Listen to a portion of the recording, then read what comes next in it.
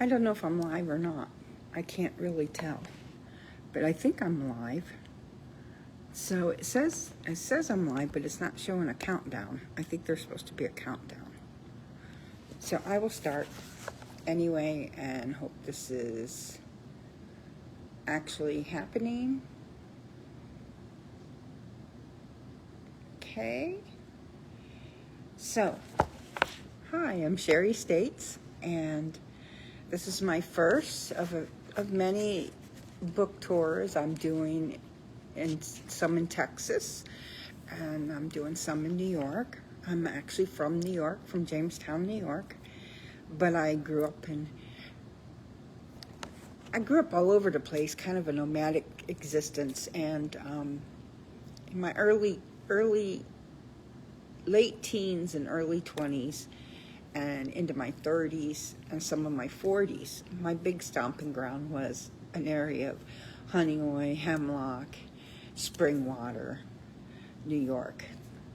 I also went to 2 colleges in New York, where one I earned my associates and the other one I earned my bachelor's. After failing college the first time and then learning to read later as an adult, I'm going back and getting that.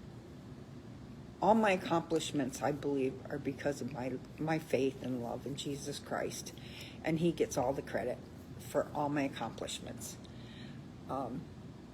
Because if I had tried to do it on my own, I probably wouldn't be here. I wouldn't be alive. I did a lot of wrong turns in my life. So with that being said, I'm going to start my reading in my book, Never Forsaken. And God delivered me from hopeless situations. I am able to take Vimo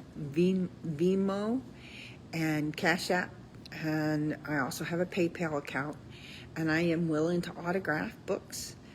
For the autograph price for the paperback will be $17, and an autographed of the hardback will be $25.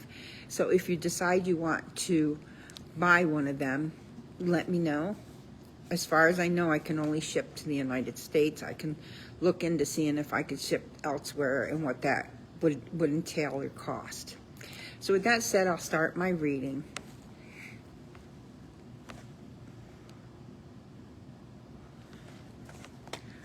I did not drink. I knew drinking would only lead to a total drunkenness and picking up men.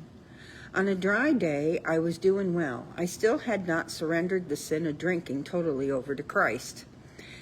It was not working trying to quit on my own. Friends from work would drink and I would be the driver.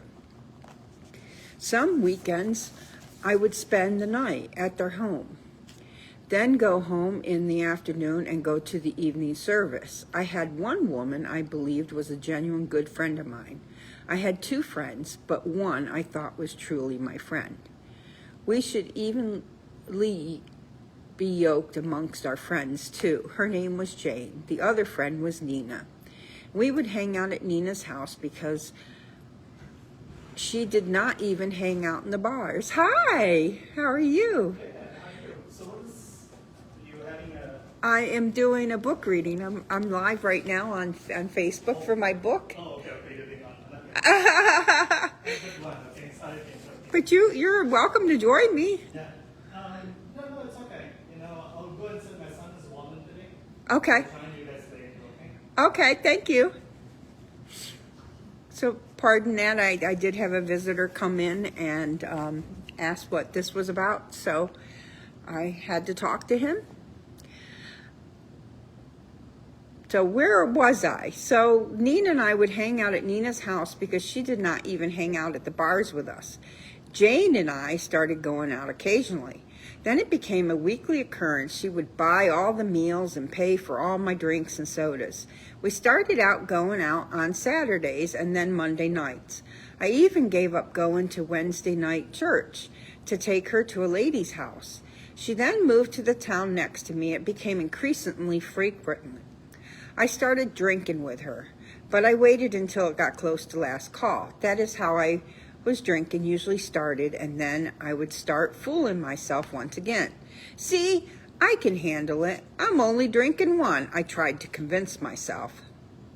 Within a couple of weeks, it was 2 or 3, and then the shot of liquor started. It would always turn into a month or 2 binge. I started dating a guy I had known a long time from the town. He and I both worked at a restaurant in town, and he had a crush on me for a long time. It lasted only a couple of weeks. His brother came into town. They went to the Crazy Horse bar, and I followed.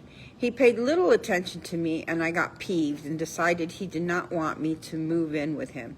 He could not possibly really love me. I was drunk, unevenly yoked, sinning, and should not even be in the situation. I broke up with him and was so upset I cried while I was driving. It had rained and frozen on the roads during the night. I was on my way up Curtis Road, which was this curve at the bottom of the hill. I needed to get up a lot of speed to make it up the hill in a frozen rain road condition.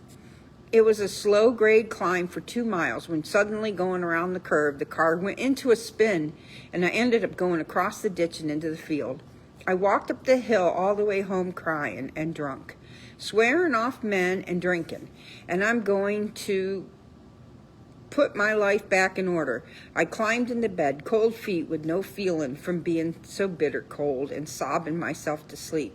I told my friend Jane I was not going out drinking anymore. She convinced me to still to take her out, but not to drink. She said I could do it without drinking. I argued with her. However, she was convinced to go out again. She even pushed the limits now. She wanted Friday nights. I never went out on Friday nights. I gave up the church on Wednesdays.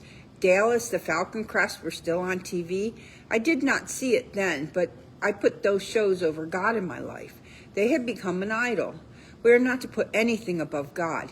Here I would give up Sunday morning and Wednesday night church, but would not miss Friday night soap operas. How twisted was that? The world appeared to have its hooks on me again. Jane called one night, and it was on a Friday night. She asked me to go out, and we had a blow-up. I said no, and she blamed it on me being a child and not being grown up. I blamed it on her sex addiction. I told her she was not a genuine friend. A genuine friend would have understood and respected my night and my mom and my television night. Jane and I never talked again.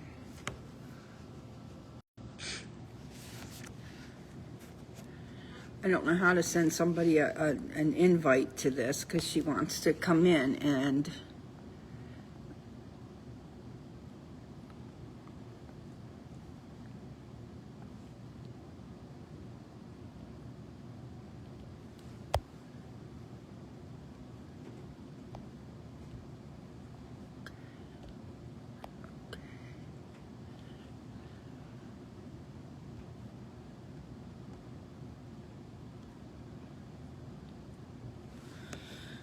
all right.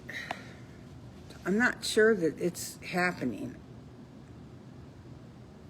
but I've already started, so. I went to work and we worked alongside each other but never spoke 2 words to each other. I had forgiven her, but she never forgave me.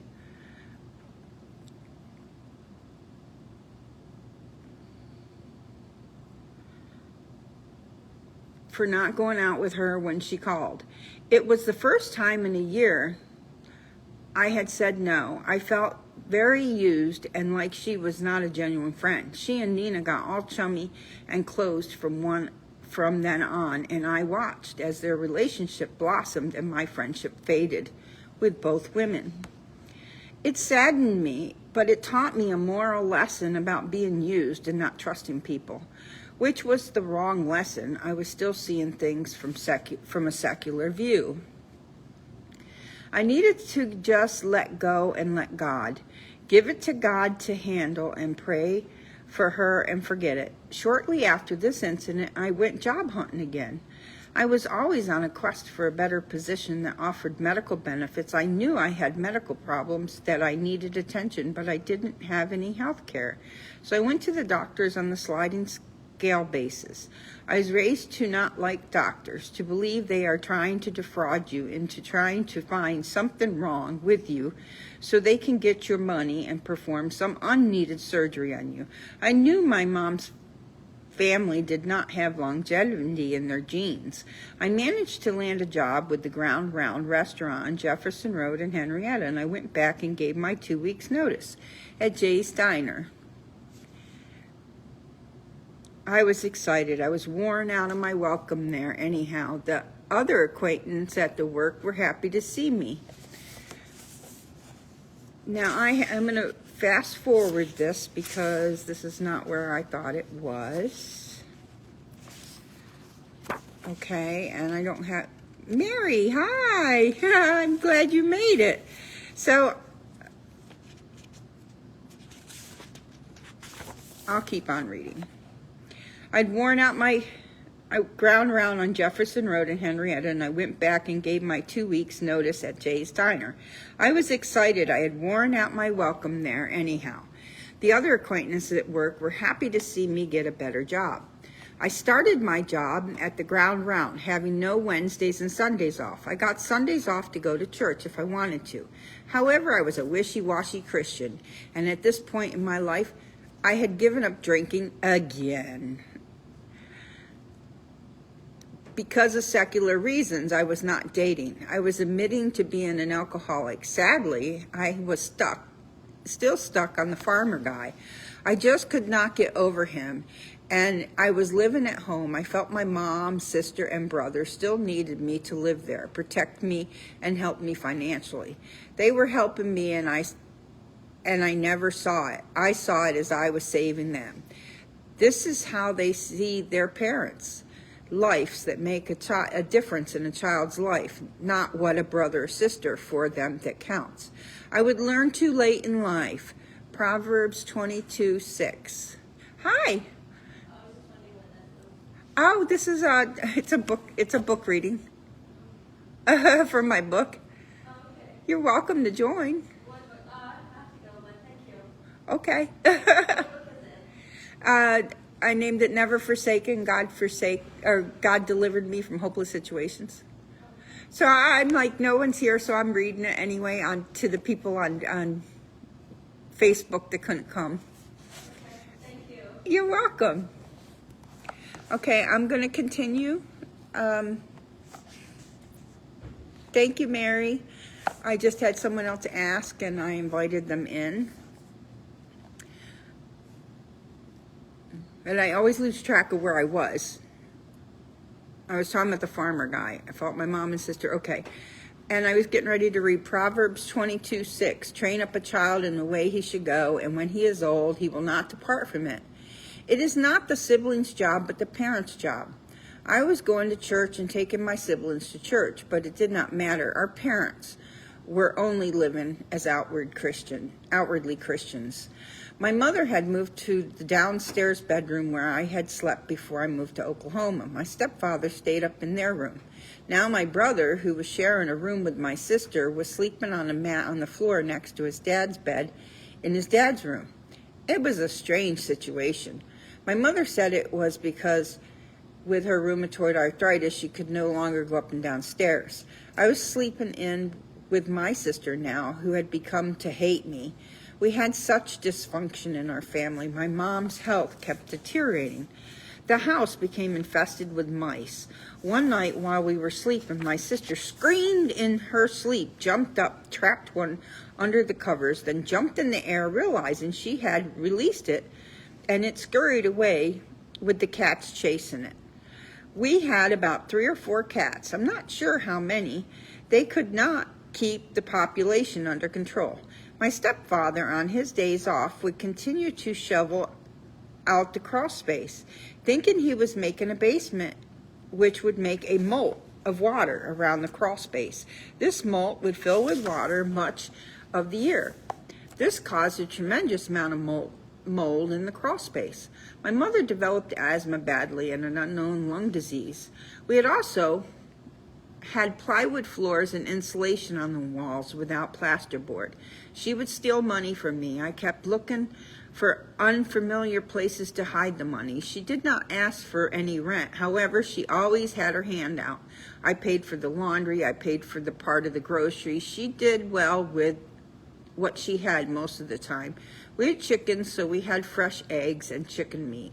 My stepfather loved to garden, so they processed a lot of tomato sauce and vegetables. We ate a lot of what we grew. We would buy rice, noodles, ramen soups, and macaroni and cheese. The children grew up on generic food, and when my stepfather stopped giving my mother money for laundry, I would have to give it to her. Sometimes I would hand wash the clothes for everyone in the sink that was in the back room. We had a dryer, which made things a lot easier. I remember putting my name on my underwear and socks because my mom would steal them from me and give them to my sister. She got irritated when I labeled them with my name with a marker. I became tired of my things being taken from me because they wanted them. I learned she did not want my sister to wear boys' socks, so I started wearing boys' socks. I changed the underwear type that I wore.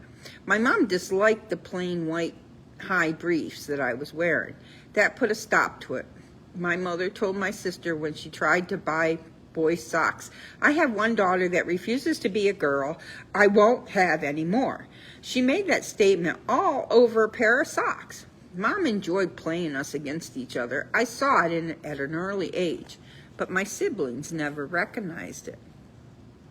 My sister had spent the night with a friend. We had been cleaning up the pasture while Mom started burning the trash we collected. The trash from the neighbor's field had blown around the winter in the pasture. My sister showed up and Mom asked her to get the broom because she had forgotten it. My sister went back to the house and on the return to pile burning trash. Her father, my stepfather, who was gardening, asked, how old was I then? Somewhere in my 20s, mid-20s. I'm not quite sure the exact age, but I was in my mid-20s. So the pile in the burning, her father, my stepfather, who was gardening, asked her what she was doing. Upon her reply, she asked her why she had not gotten it when she had first come up to see her mother. She answered she did not know her mom had forgotten it. He hit her in the face with the back of an axe and broke her cheekbone. I do not remember what he told the emergency room when he learned that he had fractured her cheekbone. The following week, I do not remember what she did or said, and he punched her in the same cheek. I was not around for either occasion. I started making her carry hay bales to the barn. She only weighed 100 pounds, and the hay bales were heavy. She was learning how to fight. I wanted her to know how to defend herself against her father when he was not around to defend her from him. Also taught her to run to the car and lock herself inside with the keys and told her she would be safe there. He could not get her until he would calm down, then she could go out when it was safe. I tried my best to keep the children safe from his attacks. He seemed all right with us girls until we hit puberty and started developing. It was then he seemed angry at us for becoming women. He liked children. He did not seem to like adolescents, girls, and women. One time, she commented, he had scissors in his hand and he tossed them. Dorothy was sitting on the couch and the scissors flew. She moved slightly and the scissors stuck in the couch right where she would have been sitting if she had not moved. They would have landed in her heart. I flipped out. I picked up a knife. I started after her. Mom grabbed me and calmed me down. I yelled, I'm going to kill him this time. She said, Sherry, he's not worth it. Calm down. Dorothy's all right. You will go to jail. I said, I don't care. He almost killed Dorothy. I was crying. She is his child. How can he be so cold? I said, all right for you, Mom. I think I will not kill him this time. He came into the house and I said to him, take me on, you SOB. Come on. Why don't you? Because you know you can't. He just looked at me, turned, and left the room. I was so angry at him. He had beaten on me regularly, almost every Saturday regularly until I won. But I would not stand for him to beat the children. I told him clearly. I followed him outside and if he ever laid hands on those kids again, I would kill him next time. Mom could not stop me again, and I meant it too. I said nothing I did not mean. I took nothing back. My family knew it. At age 29, there we are, Mary. Oh no, this is a different time. Okay. At age 29, an opportunity arose where a friend of mine that I trained at work, Colleen, found a flyer on the bulletin board where she went to school. It was for the opportunity to work in Yellowstone National Park. She filled it out, the form, and put her name on it. Later at work, she said, "Sherry, I have a surprise for you. It's coming in the mail. You're going to love it." I wanted her to tell me, of course, but she kept it a secret until I received the packet to fill out an application and collected all 3 letters of recommendation. The feeling I felt was overwhelming joy, a life of wildlife and nature. I was an avid hiker, fisherman, and animal lover. I gathered the paperwork and mailed it in the application packet. Later, I asked Colleen if this was what surprise was, and she said, "Yes. Do you like it?" I said, "Yes, I love it," and thanked her. I also asked Colleen why she did not use it and sent it to me. She said because she would not want to leave her boyfriend back home, and knew I was an avid outdoors woman. When I received my job offer, I had an audition at Ringling Brothers and Barnum and Bailey Circus to be a clown, and was waiting for a reply to join the circus. This troubled me, for both were a dream of mine. I prayed for the answer and spoke with my psychiatrist, who was Catholic, but I had been seeing him for 4 years. I did not have a counselor or therapist. My psychiatrist said only a psychiatrist could give me therapy I needed. I went to him for months, for many years, before going to Yellowstone and returning to Yellowstone. I spoke with him about the occasion, about leaving my family. My brother was 13, my sister was 18. I protected them from beatings from my father. They would get food and clothing, and if I'd given my money, there would be a dilemma for me. My psychiatrist told me this would be a wonderful opportunity to teach me that they would get along without me. My mom would have to step up and take care of them. So they accepted me to Yellowstone, and I drove from western New York to Gardner, Montana, the location where I was to check in the first day and orientation. What an awesome experience it was for me. I was free from the obligations of taking care of my family, and I loved my 6 months there. I was also the first to sign up to work in Vail, Colorado, when the recruiters from another resort. There would be a month off unemployed for me. I drove my car to Vail, Colorado, and parked it at the resort, employees parking. We paid $350 a month for a bedroom in an apartment and would have 2 roommates, which the resort would deduct from our pay to pay the apartment complex. Many other places did the same. It was a delightful place on the bus line to where I would go to work. However, in Vail, Colorado, I nicknamed it Candyland because it looked like a winter wonder and beautiful, but the drugs, drinking, party, and sex were rampant. While in Yellowstone, I started drinking again after about 2 years of sobriety. I started near the end of the seasonal position, but just small amounts. This is how it usually started. I stopped again after I fell asleep drunk with a cigarette in my hand and woke up with a big black hole in my mattress. While in Vail, the drinking started again. Not right away, shortly after the breakup with yet another so-called boyfriend. I met him in a jacuzzi in an apartment resort. It was over the abandonment and failure issues I feel after breakups that I started drinking. First again slowly at last call, then full-blown to oblivion. One day I learned that I lost yet another baby. This was my 7th miscarriage from a man I adored from work. He was unavailable and the perfect specimen to be a mother and not to have a father. God said this is a sin. I had to learn the hard way. I went out and got exceptionally drunk. Usually it did not affect my going to work the next day. This time, It did. I called in sick the next day. It was a mixture of being sick from the drinking and not being able to stop crying over the loss of another baby. This event would be life-altering and force me to face the bad choices I had been making. I would realize I needed to repent. However, it would take an act of God to bring me around. Ever imagine how bad a situation must be for God to have to send an angel? I had fallen into fornication, drinking, still smoking, and even started dabbling in witchcraft with tarot cards with a witch. One day, a man knocks at the door. I opened it up. He was dressed in a nice suit, slender, with short brown hair and piercing blue eyes. He had a Bible in his hand, and when he opened the door, he spoke to me by my name. I found it odd he was alone. When I was a child in Delray Beach, I would go out with the Baptist church members to houses on Saturdays to give the gospel. We would always went out in twos and threes, never alone. Even the cults, I won't name names, never went out alone. However, this man knew my name, and he had mesmerizing blue eyes.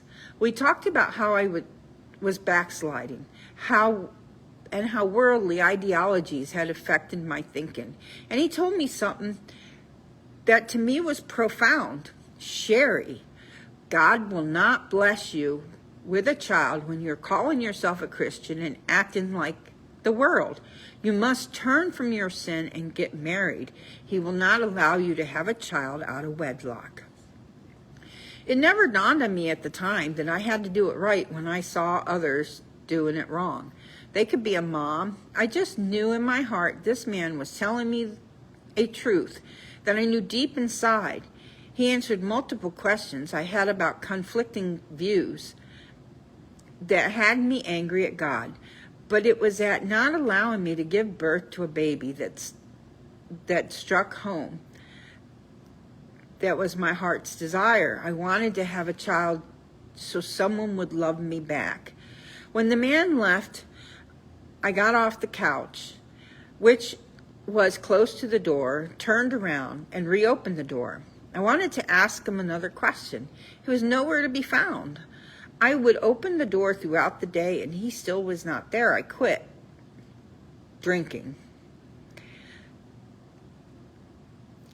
So this is the section of my book that I didn't know what I was going to read.